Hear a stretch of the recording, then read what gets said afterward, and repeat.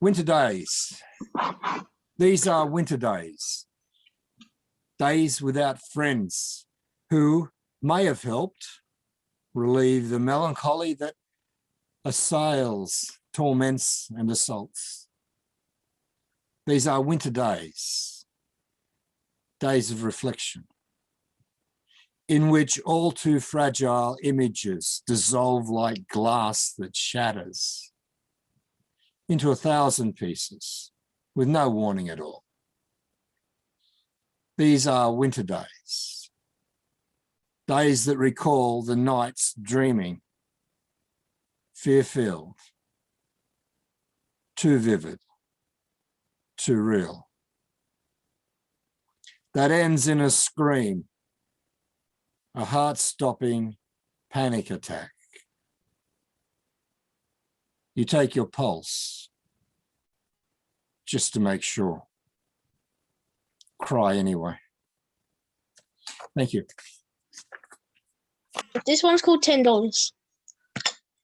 What would you do with $10? Buy an ice cream, save up for what you want, or give to the poor?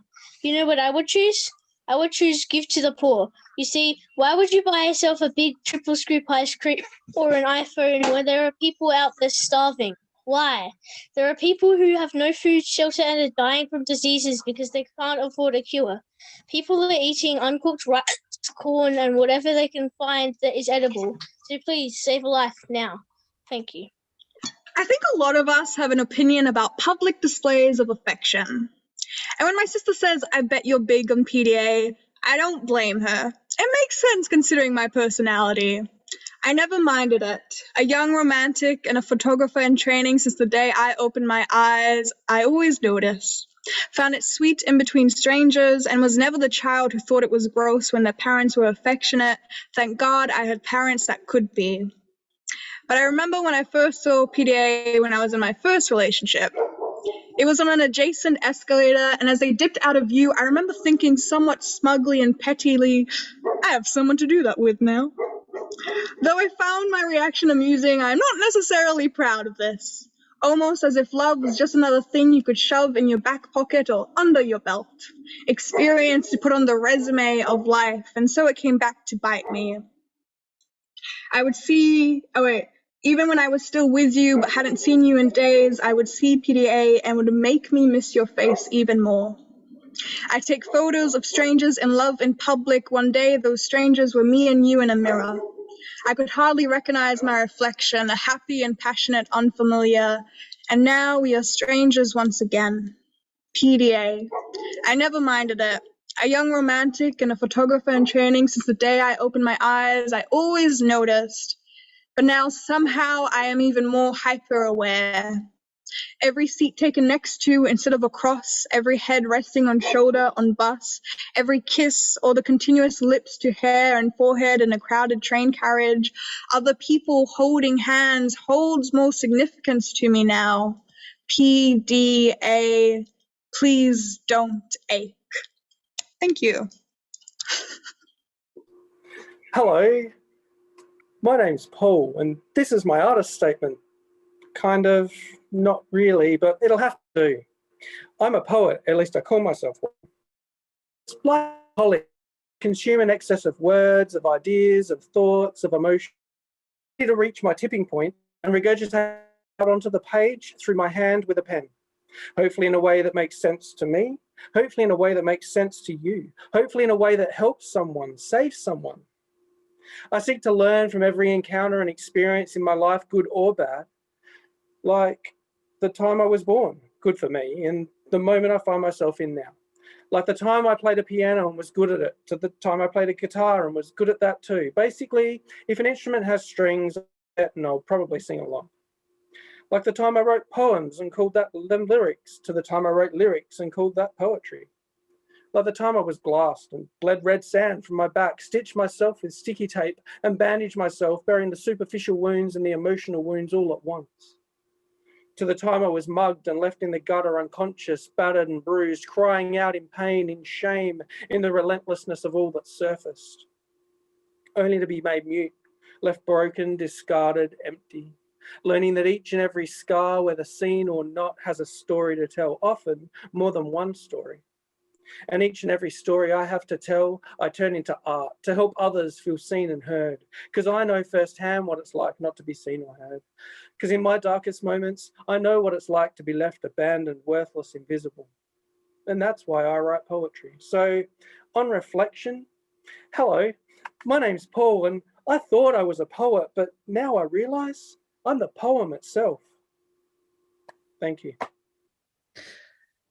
The days when I feel safe in my bed are the hardest days to get up. I feel so safe so rarely that the edges of my bed become the edges of my raft, cast far out into the crashing ocean all alone with nothing but my blanket. I store a lot of things in my bed. Bottles of water and bottles of medicine and headphones and a change of clothes that is my runaway bag in the shape of a fortress spread out between my feet and the carpet below. I cover my carpet in a valley of stuff. I construct a moat of clothes and lose hard things under the piles. It is an obstacle course designed to keep the door at a distance. To keep the shark from circling too close, I strew the rabble from my shipwreck all around me are familiar threats. Memories of danger and disidentification superimpose themselves over my senses, so I can't sense if this might be safety and if I might be safe to be awake. The hardest mornings are the ones where I wake up feeling safe.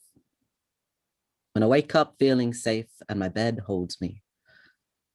When I am warm and I am comfortable. When my body isn't afraid.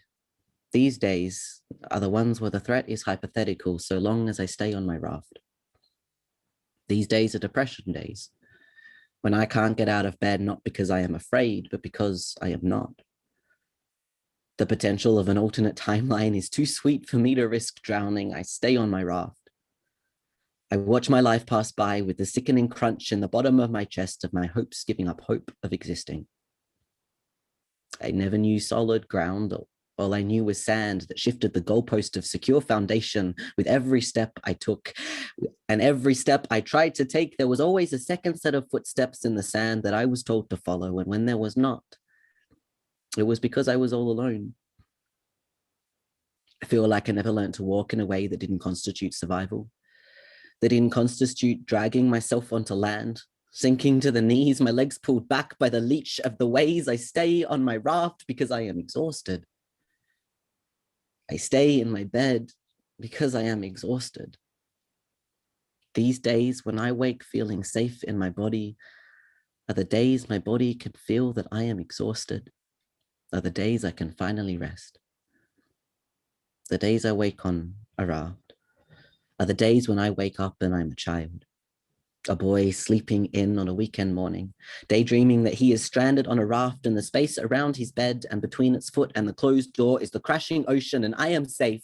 Cast off from the shore, I daydream disaster scenarios to conjure a sense that in a life or death, zombie apocalypse, post-dystopian, hypothetical threat, I am safe. I am not used to waking up to a threat that is only hypothetical. I'm not used to waking up on a bed that is set on solid ground. I'm not used to a body that is safe. I'm not used to my soul taking root and blossoming.